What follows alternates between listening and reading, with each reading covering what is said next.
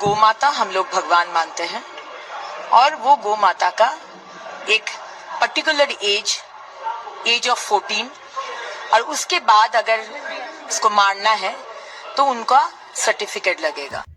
എന്റെ പ്രിയ സുഹൃത്തുക്കൾ, നിങ്ങൾക്ക് എന്തെങ്കിലും മനസ്സിലായോ? സംഖ്യകളുടെ ഒരു ഷിഫ്റ്റാണ് കാണുന്നത്. ഇന്ന് ബക്രീദാണ്, ഈദ് മുബാറക്. ഇന്ന് ഇത് ആഘോഷിക്കുന്ന എല്ലാ ആളുകൾക്കും സ്നേഹം നിറഞ്ഞ ഈദ് മുബാറക് ആശംസിക്കുന്നു. നമ്മൾക്ക് ഇപ്പോൾ ഈ സ്ത്രീ പറഞ്ഞ ഈ വാക്കുകളെ മലയാളത്തിൽ പറയാം. 14 വർഷം വരെ ഒരു പശു ഗോമാതാവാണ്. 14 വർഷം കഴിഞ്ഞാൽ അത് ഗോമാതാവല്ല. ഇങ്ങനൊരു തീരുമാനത്തിലേക്ക് ഇവരെങ്ങനെ എത്തി? മനസ്സിലായില്ലേ? 14 വർഷം വരെ ഒരു പശു ഗോമാതാവാണ്. 14 വർഷം കഴിഞ്ഞാൽ ഒരു പശു ഗോമാതാവല്ല എന്ന് പറയുന്നൊരു തീരുമാനത്തിലേക്ക് ഈ സംഖ്യകൾ എങ്ങനെ എത്തി എന്ന് പറയുമ്പോൾ, ഇത്തവണത്തെ എന്താ പറയുക, ഈ ഒരു പെരുന്നാളിന് ഉത്തരേന്ത്യൻ മുസ്ലിമുകൾ എടുത്ത ഏറ്റവും ധീരമായ തീരുമാനം, ഏറ്റവും ശക്തമായ തീരുമാനം, കർണാടക ഹാസൽ എന്ന് പറയുന്ന സ്ഥലത്തും ഉത്തരേന്ത്യയിലും യു പിയിലൊക്കെ ഈ ഒരു തീരുമാനത്തിലേക്ക് ഇന്ത്യൻ മുസ്ലിങ്ങൾ പോകാൻ തുടങ്ങിയിരിക്കുന്നു. ദാറ്റ് മീൻസ് അവർ പശു സംരക്ഷകരായിട്ട് മാറുന്നു. ഹിന്ദുക്കൾ എന്ന് പറയുന്ന അവരുടെ അയൽവാസികളൊക്കെ ആയിരിക്കാം, പക്ഷെ അവിടെ ഒരു ഡിവിഷൻ വന്നു കഴിഞ്ഞു. അത് ഈ BJP-ക്കാർ ഉണ്ടാക്കി. ആ ഡിവിഷൻ വന്നു കഴിഞ്ഞതിന് ശേഷം ഇവർ ചെയ്യുന്ന കാര്യം, ഹിന്ദുക്കൾ എന്ന് പറയുന്ന അവരുടെ അയൽവാസികളും മറ്റൊക്കെ പശുവിനെ വളർത്തുന്നുണ്ടെങ്കിൽ ആ പശുവിനെ അവരെ ഏതെങ്കിലും രീതിയിൽ ഉപദ്രവിക്കുന്നുണ്ടെങ്കിൽ അത് വീണ്ടെടുക്കുകയും ചെയ്ത്, നിങ്ങൾ ഹിന്ദുക്കളല്ലേ, നിങ്ങൾ അമ്മയല്ലേ, നിങ്ങളെ ഗോമാതാവ് നിങ്ങളുടെ അമ്മയല്ലേ, ആ അമ്മയെ എങ്ങനെ ഉപദ്രവിക്കാൻ പാടുണ്ടോ എന്നൊക്കെ ചോദ്യം ചെയ്യാൻ തുടങ്ങി. കഴിഞ്ഞ ദിവസമാണ് കർണാടക ഹാസൽ എന്ന് പറയുന്ന സ്ഥലത്ത് കന്നുകാലികളെ വാങ്ങില്ലെന്ന് തീരുമാനിച്ചു മുസ്ലിങ്ങൾ. ഗംഭീര തീരുമാനം, അടിപൊളി തീരുമാനം. ഞങ്ങൾ കന്നുകാലികളെ വാങ്ങില്ല. അവർ പറഞ്ഞു, ഹിന്ദുക്കളുടെ കന്നുകാലികളെ ഞങ്ങൾ വാങ്ങിക്കില്ല. ഞങ്ങൾ ഇത്തവണ ഒരു കന്നുകാലികളെയും ഞങ്ങൾ എന്താ വെച്ച് കഴിഞ്ഞാൽ പശു പോലെയുള്ള അല്ലെങ്കിൽ കാള പോലെയുള്ള പോത്തു പോലുള്ള അത്തരം ഒരു മൃഗത്തെ ഞങ്ങൾ അറക്കുന്നില്ല. അതിനു പകരം ഞങ്ങൾ ആടുകളിലേക്ക് തിരിഞ്ഞു. ഞങ്ങൾ ആടുകളെയാണ് അറക്കുന്നുള്ളൂ. ആട്ടിറച്ചി തിന്നിട്ട് ഇത്തവണത്തെ പെരുന്നാൾ ഞങ്ങളുടെ ആഘോഷിച്ചോളാം എന്ന് അവിടുത്തെ മുസ്ലിങ്ങൾ മുഴുവൻ തീരുമാനിച്ചു.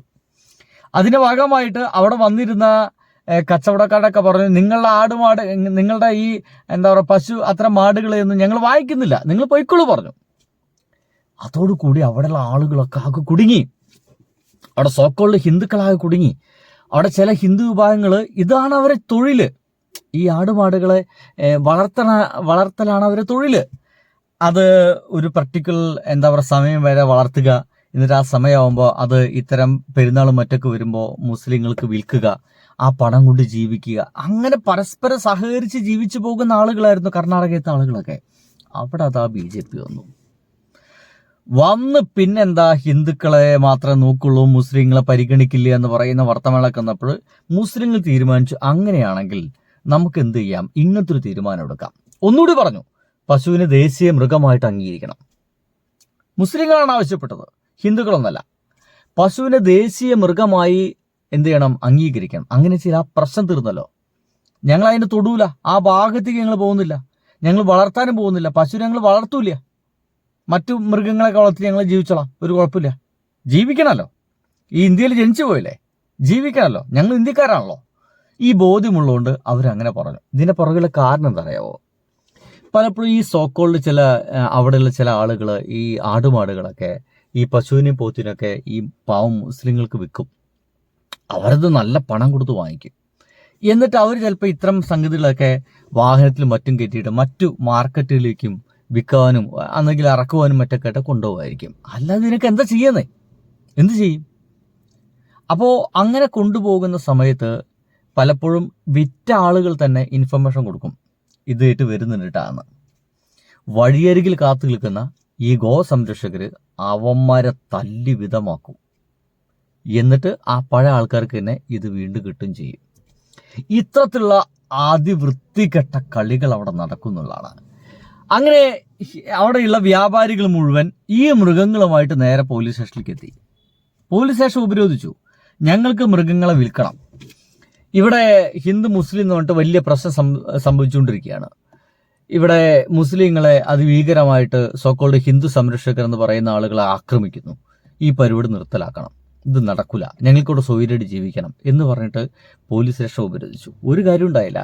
മുസ്ലിങ്ങൾ പറഞ്ഞു ഞങ്ങൾ നിർത്തിയെന്ന് ഈ പരിപാടി കുറെ പേരായി ഇങ്ങനെ തല്ലിക്കൊല്ലുന്നേ, അതുകൊണ്ട് ഈ പരിപാടി ഞങ്ങൾ നിർത്തി. നിങ്ങളെ ഗോമാതാവല്ലേ, നിങ്ങൾ വീട്ടിൽ പോയിട്ടുണ്ട് പൂജിച്ചോ, 3 നേരം പൂജിച്ചോളാൻ പറഞ്ഞു. നല്ല കാര്യമല്ലേ? സത്യം, വളരെ നല്ല കാര്യം. ഇതല്ലാതെ എന്ത് തീരുമാനമാണ് അവരെടുക്കേണ്ടത്? ഒരു പക്ഷേ ഞാൻ അതിങ്ങനെ ഇങ്ങനെ പറയാന്നല്ലാതെ നിങ്ങൾക്ക് ആ സംഗതി കാണിച്ചെന്നില്ല അല്ലേ? ഇതാണ് കർണാടക ഹാസലിൽ സംഭവിച്ച കാര്യങ്ങൾ.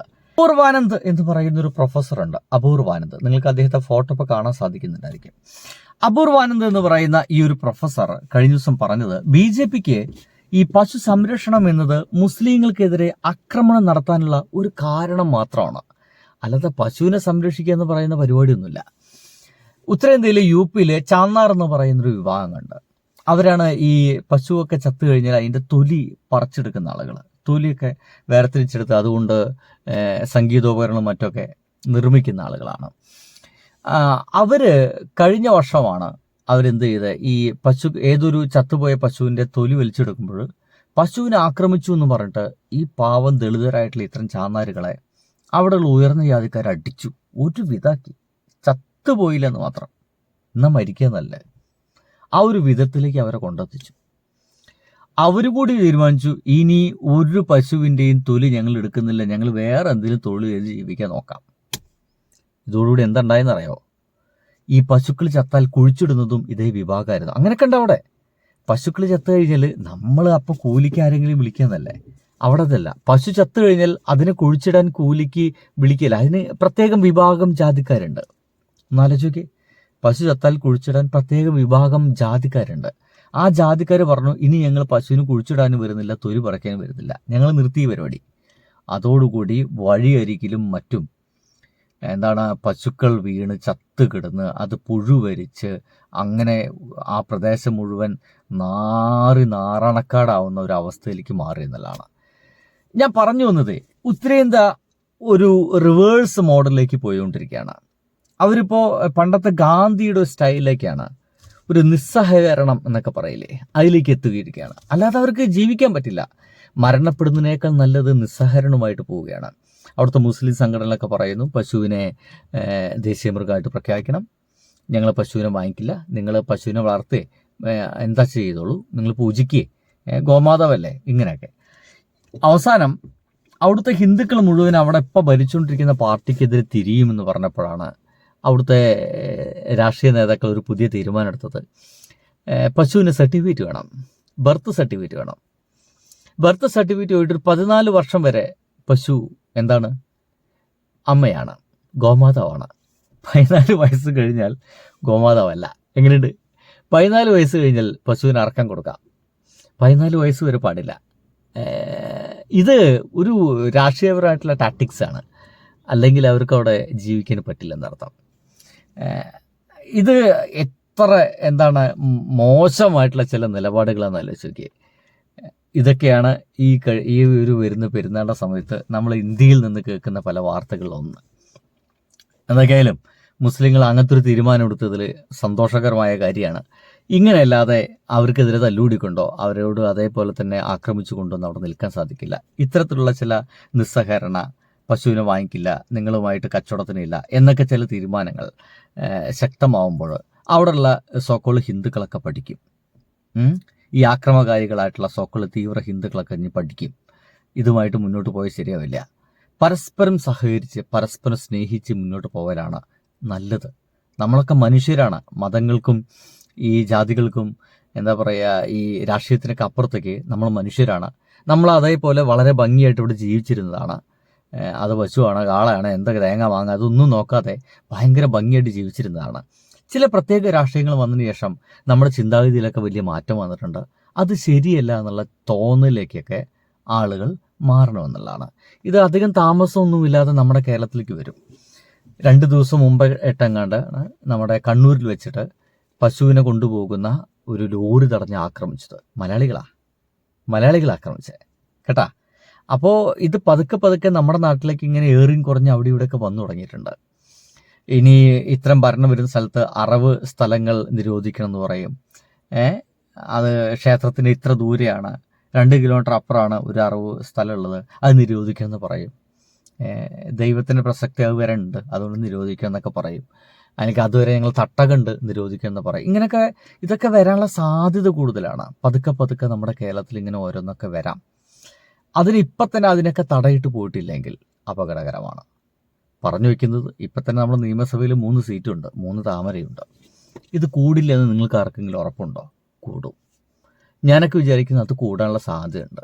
ആ രീതിയിലുള്ള എല്ലാ സഹായങ്ങളും നമ്മുടെ ഇവിടുത്തെ കോൺഗ്രസും ഒരുക്കി കൊടുക്കുമെന്നുള്ളതാണ്. എന്തായാലും കാര്യങ്ങളൊക്കെ തന്നെയാണ്. കാര്യങ്ങളൊക്കെ മനസ്സിലാവും വിചാരിക്കുന്നു. എല്ലാവർക്കും സ്നേഹം നിറഞ്ഞ ഒരു ആശംസകൾ, വ്യക്തിഗത ആശംസകൾ നേർന്നുകൊണ്ട് നിർത്തട്ടെ. ബൈ.